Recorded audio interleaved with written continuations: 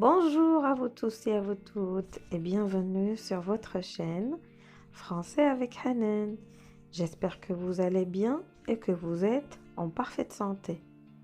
Aujourd'hui, nous avons une séance d'écoute et nous allons découvrir la suite de notre histoire, les musiciens de la ville de Brême.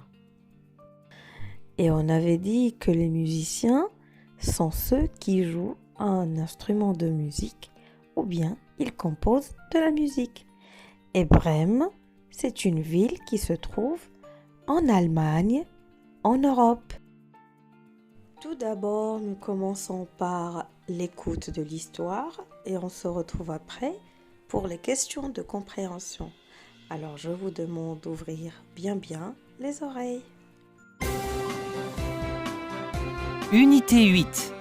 Livre de l'élève, page 73.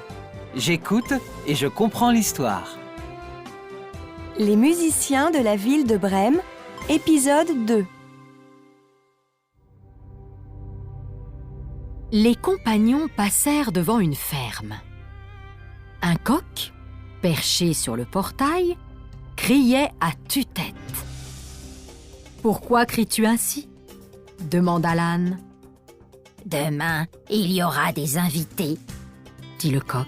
« Et la fermière va me servir au dîner. »« Viens avec nous à Brême, » répondit l'âne. « Ta voix est magnifique, nous ferons de la musique, » dit le chat. Le coq accepta, et ils partirent tous les quatre. Comme il faisait noir, ils décidèrent de passer la nuit dans la forêt. L'âne, le chien et le chat s'installèrent sous un arbre pour dormir.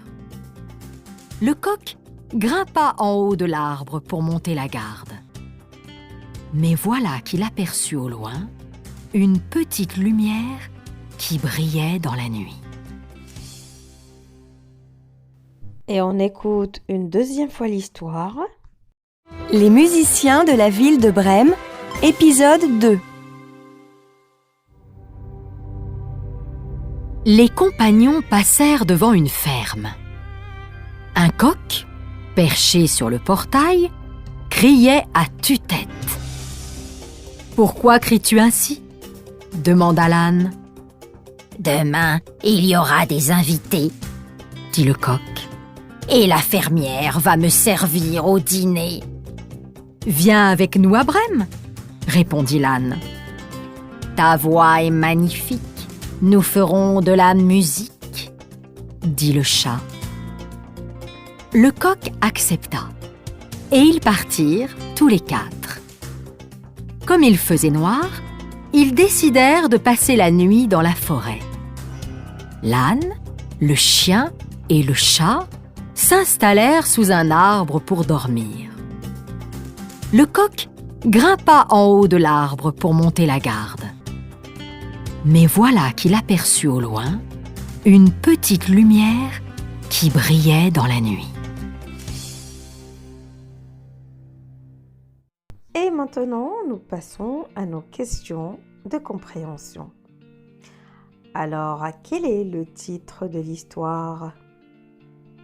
Quel est le titre de l'histoire ? Oui, très bien. Le titre de l'histoire, c'est « Les musiciens de la ville de Brême ». Le titre de l'histoire, c'est « Les musiciens de la ville de Brême ». Deuxième question. Quels sont les personnages de ce conte ? Quels sont les personnages de ce conte ? Oui, très bien. Les personnages de ce conte sont le vieil âne, le vieux chien, le vieux chat et le coq. Les personnages de l'histoire sont le vieil âne, le vieux chien, le vieux chat et le coq. Regardez la première image et dites-moi où se trouve tous ces personnages? Où se trouvent tous ces personnages? Oui, très bien. Ils sont devant une ferme.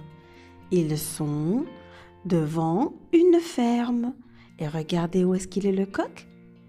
Il est perché sur le portail.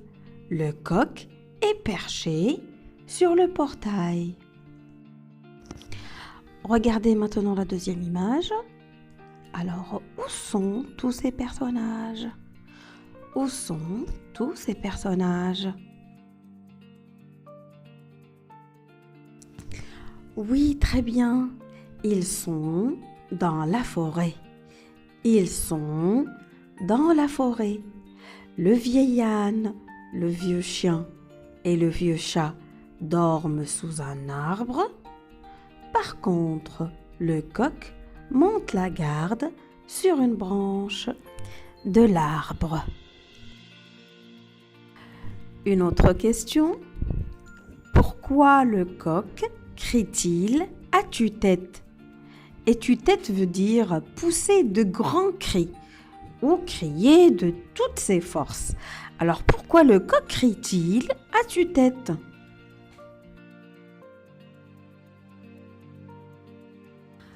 Oui, très bien. Le coq crie à tue-tête parce que la cuisinière veut le servir au dîner aux invités. Le coq crie à tue-tête parce que la cuisinière veut le servir au dîner aux invités. Et que lui propose le vieil âne? Que lui propose le vieil âne? Oui, très bien. Le vieil âne lui propose de les accompagner à la ville de Brême pour devenir musicien. Le vieil âne lui propose de les accompagner à la ville de Brême pour devenir musicien. Une autre question. Dans la forêt, qu'est-ce que le coq a aperçu au loin? Qu'est-ce que le coq a aperçu au loin?